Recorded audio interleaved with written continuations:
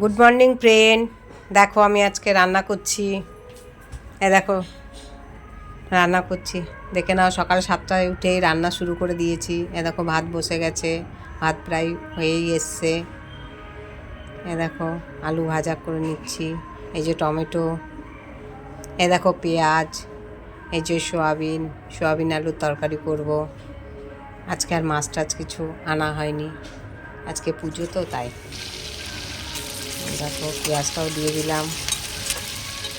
পেঁয়াজটা ভাজা ভাজা হয়ে গেলে এবার টমেটোটা দিয়ে দেবো। টমেটোটা দেওয়ার পরে দেখো রসুন বাটা, আদা বাটা সব বেটে রেখেছি আগের থেকে।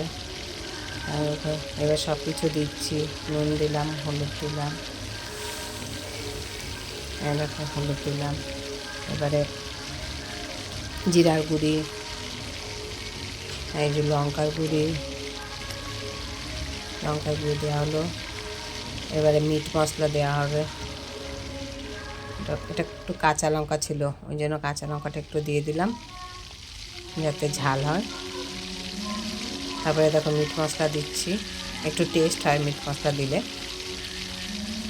দেখো কষিয়ে নিচ্ছি, যখন একটু তেলটা ছাড়বে তারপরে সোয়াবিনটা দিয়ে ফ্রাই করা হবে। দেখো হয়ে গেল, ভাতটা হচ্ছে নাকি দেখে নিলাম। এবারে সোয়াবিন দিয়ে ফ্রাই করা হওয়ার পরে, মশলাটা কষানো হওয়ার পরে সোয়াবিন দিয়ে দেবো।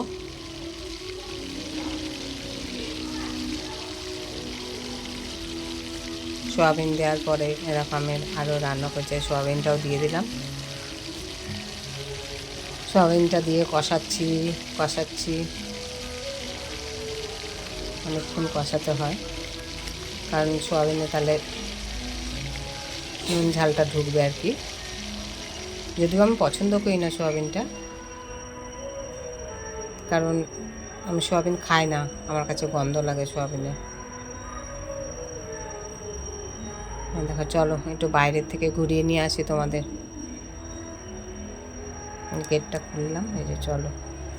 এই দেখো আমি ছাদে ওই যে রান্না করতে করতে চেয়ারটাতে বসি। এবার ঘরে চলো আবার।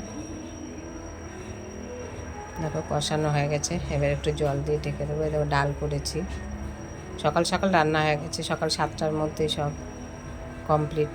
একটু পুজো দিতে যাব তো তাই। দেখো সব কিছু দিয়ে দিলাম, দেওয়ার পরে এবারে জল দিয়ে দেব।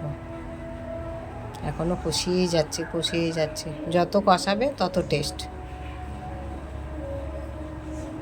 দেখো এবারে জল দিয়ে দিলাম। এবার সোয়াবিনটা প্রায় হওয়ার মুখে, ঢাকা দিয়ে রেখেছিলাম জল দিয়ে। টাটা।